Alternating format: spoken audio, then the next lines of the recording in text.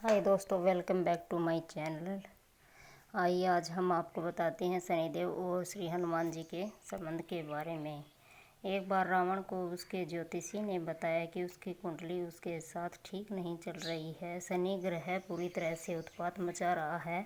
वह तुरंत इंद्रलोक चला गया और शनि को बंदी बना लिया। उसने उसे अपराधी की तरह रखा। उसके दोनों हाथ रस्सियों से बांध दिए और कई सालों तक उसे वहीं छोड़ दिया। सीता हरण के दौरान हनुमान सीता माँ की खोज में लंका आए। उन्होंने शनि को बंदी के रूप में बंधा हुआ देख पूछताछ करने पर उन्हें पूरी कहानी पता चली और उन्होंने जल्द ही उसकी मदद करने का वादा किया।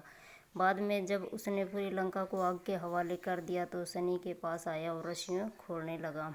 काश पहरेदारों ने उसे देख लिया और उन्हें पकड़ने के लिए दौड़े। भगवान हनुमान ने न थके हुए शनिदेव को उठाया और पूरी तरह ताकत से उन्हें उत्तर की ओर हवा में फेंक दिया। वह काफ़ी दूर तक उड़ता रहा और की पथरीली पहाड़ियों के बीच जा पहुंचा। उन पहाड़ियों की तलहटी में ऋषियों का एक आश्रम स्थापित था जिन्होंने शनि को उतरते देखा।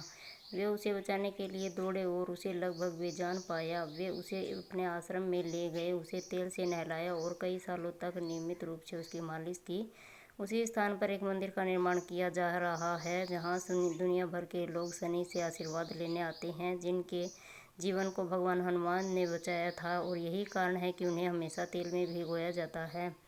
रामायण में शनिदेव को रावण के साथ बंदी बना कर रखा गया। एक ऋषि ने रावण से कहा था कि उसकी कुंडली में ग्रह इस तरह से चल रहे थे कि अच्छे संकेतक नहीं थे। ऋषि ने विशेष रूप से उल्लेख किया कि रावण की कुंडली में शनि तबाही मचा रहा है और यह उसके विनाश का परिणाम होगा। रावण एक अहंकारी और निर्दयी राजा था। उसने ऋषि से कहा कि उसके जीवन में तबाही मचाने की हिम्मत किसी में नहीं है। रावण ने ऋषि से कहा कि यम भी उसके सामने आत्मसमर्पण कर चुके हैं। जहाँ तक शनि का सवाल है, रावण उसके घर गया और उनसे युद्ध किया। फिर उसने शनिदेव को पकड़ लिया और उन्हें अपना बंदी बना लिया। इसके लिए सभी देव अर्ध देवता नागों के और किन्नर रावण की मूर्खतापूर्ण हरकत पर हंसे, क्योंकि उसने खुद अपने घर में शनि को लाया था। देवताओं ने यहाँ तक कहा कि कोई भी रावण को नहीं बचा सकता, कोई शनि की बुरी नज़र पर हमेशा उस पर रहेगी। इस घटना को रामायण के सुंदरकांड के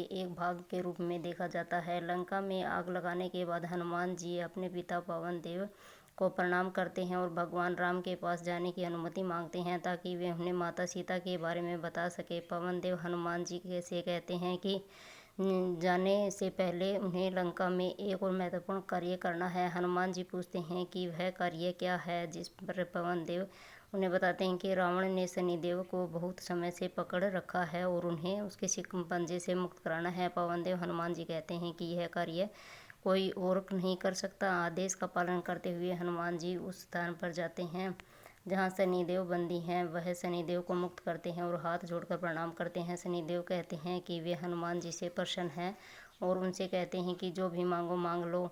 हनुमान जी कुछ नहीं मांगते, बस अपने प्रभु राम और सीता जानकी का शीघ्र मिलन मांगते हैं। शनिदेव हनुमान जी से कहते हैं कि सिर्फ हनुमान की इच्छा नहीं बल्कि पूरे ब्रह्मांड की इच्छा है। शनिदेव का हनुमान जी को वरदान है।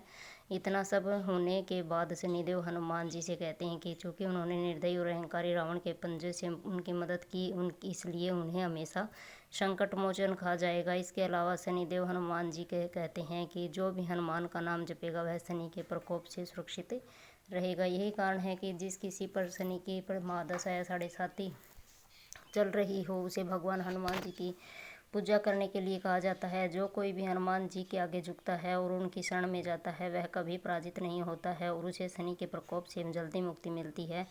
रावण ने सभी देवताओं को पराजित किया था और सभी ग्रहों को अपने वश में कर लिया था। उसने सभी ग्रहों को अपने पैरों के नीचे दबा रखा था। रावण एक महान ज्योतिषी भी था। मेघनाथ के जन्म के समय रावण ने सभी नवग्रहों को मेघनाथ की कुंडली के 11वें भाव में रहने का निर्देश दिया। सूर्य, चंद्रमा, मंगल, बुध और बृहस्पति सहित सभी ग्रह रावण के निर्देशानुसार मेघनाथ की कुंडली के 11वें भाग में रहे, लेकिन शनिदेव ने रावण के आदेश का पालन करने से इनकार कर दिया। भले ही असुर राजा बहुत शक्तिशाली था, शनि मेघनाथ की कुंडली के 12वें भाग में बस गई और रावण घबरा गया। रावण को शनि की कुदृष्टि और उसके बेटे के जीवन पर पड़ने वाले प्रभाव की चिंता होने लगी। शनि की दृष्टि या शनि की नज़र उसकी स्थिति जितनी ही घातक है। माना जाता है कि शनि बुरी नज़र डालते हैं तो उससे गहरी परेशानी होती है। शनि से बदला लेने के लिए रावण ने उन्हें एक छोटी सी जेल में बंद कर दिया जिसमें कोई छेद नहीं था, ताकि कोई भी शनि का चेहरा फिर से न देख सके। कई सालों के बाद जब हनुमान जी ने श्री राम की ओर से माता सीता के लिए एक दूत के रूप में लंका रावण के राज्य पहुँचे तो उन्होंने बिना छेद वाली एक अंधेर जेल से शनि की पुकार सुनी। हनुमान ने जेल को तोड़ दिया और शनि को बचाया। शनि ने कहा कि उनकी मदद करने के लिए बहुत आभारी हैं, लेकिन चूंकि उन्होंने हनुमान का चेहरा देखा इसलिए हनुमान को 7.5 या शनि दोष की कठिनाइयाँ होंगी। यह चीज़ों की दिव्य योजना है, कोई भी इससे बच नहीं सकता। हनुमान जाना चाहते हैं कि उन्हें क्या क्या कष्ट झेलने पड़ेंगे। शनि ने समझाया कि सबसे पहले मैं तुम्हारे सिर पर आऊँगा और इससे तुम अपना सिर, घर, पत्नी और बेटे छोड़कर कष्ट भोगने लगोगे। हनुमान ने कहा कि शनि निश्चित रूप से उनके सिर पर आ सकते हैं क्योंकि उनका कोई परिवार नहीं है, उनका निवास राम के चरणों में है। शनि ने हनुमान के सिर पर शरण ली। इसके बाद हनुमान ने लंका में उनका पीछा कर राक्षसों से युद्ध करना शुरू कर दिया। इस प्रक्रिया में हनुमान ने भारी पत्थरों, पेड़ों और चट्टानों को अपने सिर से कुचलना शुरू कर दिया। उन्होंने अपने सिर से बड़ी बड़ी चट्टानों को कुचल दिया। इस प्रक्रिया में शनि को चोट लग रही थी और वे कष्ट झेल रहे थे। अंत में शनि देव हनुमान के सिर से दूर हो गए, कहा कि तुम ही एकमात्र ऐसे हो जिन पर अशुभता का कोई प्रभाव नहीं पड़ेगा। मैं तुम्हें परेशान नहीं कर सकता, चूँकि तुमने मुझे रावण की जेल से बचाया है, इसलिए मैं तुम्हें एक वरदान देता हूँ। वरदान के रूप में हनुमान ने शनिदेव से कहा कि उनके भक्तों को परेशान न करे और उन पर बुरी नज़र न डाले। शनिदेव ने हनुमान भक्तों को परेशान न करने का कष्ट पहुँचाने का वचन लिया और लोग ज़्यादातर शनिदेव को उनके मंदिर को तेल चढ़ाते हैं। बोलो जय बजरंग बली की।